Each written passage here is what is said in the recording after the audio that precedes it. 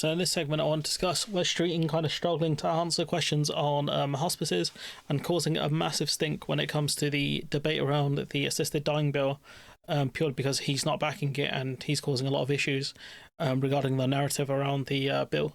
So let's first listen to this clip of Wes Streeting discussing kind of hospices and the way the budget has impacted it. Can you confirm this morning that hospices will be exempt from the rise in employer national insurance, which was announced by Rachel Reeves in the budget? There won't be an exemption in that way, but one of the reasons I haven't yet announced the allocation for hospices is I'm looking very carefully at what we can do through the hospice grant to recognise that pressure and also recognise the underlying challenge that was set out there about the balance of state and statutory funding versus charitable contributions. What was described there, and brilliantly put, by the way, I agreed with every single word that was said. It is a reflection of the dire state of the hospice sector. So why don't you do what he really wants, which is help him with his funding in the short term, take off the pressure which your government has added to very significantly in the budget with the moves on minimum wage. And obviously we understand the case for that, but the move on business rates, the move on minimum wage and employer national insurance. I mean, no one who works in a hospice, like a place as delicate as that, should be on minimum wage or anywhere near it, to be honest with you. Looking after people in their last time in the world, you should get paid a lot more than that. Like, this minimum wage thing should not really impact it at all.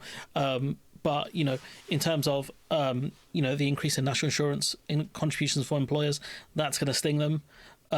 In terms of the minimum wage increase, like you said, is going to sting them, and so they do obviously need more support. Him talking about the grants and things like that, that's going to be existing money already allocated to the NHS, or additional money allocated to the NHS or healthcare by Rachel Reeves. But really, what they need, by the sounds of it, is new money in order to keep these hospices going.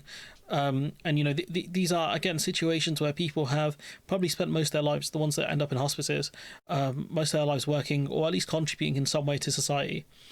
And so, for us to not have these kind of services properly funded, it's just incredibly just disgusting in my opinion.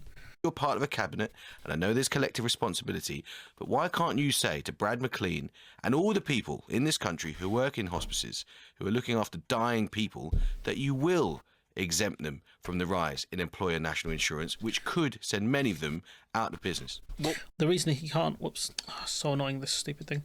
The reason he can't do that is because that's more up to Rachel Reeves. That's not up to him. So he's asking the wrong person, basically. Well, firstly, let me say, on the employer national insurance decision that the Chancellor made, without the decision that she took, we would not be able to invest in our NHS, as well as our other public services, in the way that the Chancellor has spelled out. And this is where politicians really piss me off, because they start going off their pre-rehearsed taglines, and he gets caught out here and he struggles to answer. And it is all very well our political opponents complaining about that decision, but they don't complain about the investment. And if they don't agree with how we're raising the money, then welcome to opposition. As we found, you have to spell out how you would find the money. Yes, but Brad instead. McLean's not your political opponent, as you say. For Brad, let me just say, and for people in that position, I think the Chancellor has taken a tough but necessary decision on employers' national insurance. I recognise she has made certain sectors, like certain things, exempt anyways from the national insurance increase. So why couldn't you do hospices as well? It doesn't really make sense. The pressures that places on parts of the health and care sector. That's why I'm looking through very carefully the allocations that we make across health and social care to make sure that we can deliver the reform agenda. You need to sort that out now. Like, we're talking very much short-term problems. Like, you're talking, reforming and things like that. That could take years. This is a huge misplay from Labour once again, and this is on the assisted dying bill. Pretty clear that Karen Smith and Wes Streeting take opposing views on assisted dying. I was a bit confused by the review comment. Is there a review? Is there a review? Isn't there a review? What's going on? So I'm going to take you through the very specific language people are using, because it's quite interesting, because I think things are getting a bit heated inside government on this subject. You just heard Karen Smith tell you, to quote, "Just to be clear, there isn't a review into the costs of the implications of the assisted dying bill." Let me read you what Wes Streeting said earlier. "Now that we've seen the bill on assisted dying published, I asked my department to look at the costs that would be associated with providing the new service to enable assisted dying to go forward. Now, if you talk to people around Wes Streeting, they say he's doing an analysis. It's not a review, because a review sounds too formal, but, you know, we're doing an analysis. One person's review is another person's analysis, I'm afraid. I don't really understand that there is a particularly formal distinction. I mean, he wants them to review the cost of it.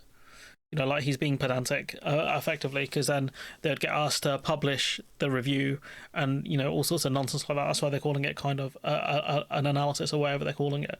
But it's just them being pedantic. But what I think you saw was a nervousness that there are questions being asked within government about how this is going to work. A government that's meant to be neutral because this issue is a free vote. And just take a step back to explain to viewers what's been going on with Wes Streeting today. Wes Streeting is getting punchier and punchier on the subject of his opposition to assisted dying, because he was giving that big speech today about the financial pressures on the NHS, and he came out and he said that if Parliament does authorise assisted dying, it's going to cost money. There are resource implications for doing it, his exact words. And do you know what else costs money though? Like terminal healthcare, things like cancer care. You know, the whole idea of kind of nickel and diming this thing is so stupid. It's so dumb. Like the idea of this is meant to be people who are they've got illnesses that cannot be cured, right? So you're talking about them. They might need potential hospital visits and things like that because they grow more sick, and you know, their family members, you know, might want them to stay alive longer, so they're going to call an ambulance or whatever. What about the cost of that? You know, like these are people who you know, in theory, right, the people who sign up for assisted dying, right, they want to die. You know, there is a cost of not allowing this to happen. I'm not one of those people who's super pro for this, but at the same time, like, if you've got a terminal illness and you want to die on your own terms, I don't have an issue with that. You know, like if someone's got cancer, for example, and they're in pain, what's the point of prolonging it? Like, it doesn't make any sense. That choice would come at the expense of other choices. If Parliament chooses to go ahead with assisted dying, it is making a choice to prioritise this as an area for investment. Now, on one level, he's just stating hard facts. There is a set budget for the NHS, and if you have to set up a new service, because it's unclear kind of which doctors would be the two doctors that authorise the right to someone to end their life, but it sounds as if there's a whole new bit of the NHS that's going to have to be created in order to do that, and it's going to cost money, which is going to mean that other priorities are going to have to be downgraded. Now, that's a fact of life, but it's also a pretty big argument being put up in lights by a health secretary that dislikes this, and whose deputy, who was sitting before you a few minutes ago, does not, and was really trying to downplay that element of it. Yeah, he's arguing for more money, effectively. He's saying, you know, this is going to come with a cost. I want more funding for it because I don't want to reallocate money from elsewhere. It's interesting, isn't it? You really see ministers just not being used to taking different positions in the same department in health, if not, you know, less. It's very rare, to be fair, that you'd be given a free vote on such a big issue. So I guess that makes sense. Like different departments are going to be split because, you know, a free vote is one you typically vote with your conscience more over anything. So, you know, Wes Streeting morally seems to disagree with this position, and he's using different kind of tools at his disposal to kind of show, in his opinion, why it's a bad idea, etc. Which, again, it's not necessarily a bad thing, but it does show you how disjointed a government can be, I guess. I guess that is the nature of a free vote. Yeah, and talking to other people today, it sounds as if the presumption had been that this goes through. I'm just picking up from people in Labour and elsewhere. They're not so sure now. Yeah, I'll be honest, it's definitely the implication that I'm getting as well. It does feel it's unpredictable, it's difficult to call. Yeah, I wonder if the Tories would go against this bill just to cause more division within the Labour Party. And, you know, this is probably one of the funniest statements I've heard on a subject that's quite glib. Wes quite depressing. Streeting has certainly got himself into a bit of hot water with this. Normally he's seen as one of the sort of most competent communicators in government. If Wes Streeting's one of the most competent communicators in government, I said this during the stream, yeah, let's just wrap it up, right? Let's just end the game here, right? Quit, do not hit save, and re-roll, and we get a whole new parliament in, and anyone who's there currently cannot run again. Because if that man's one of the most competent communicators, and you heard him here, right? Did he sound very competent here?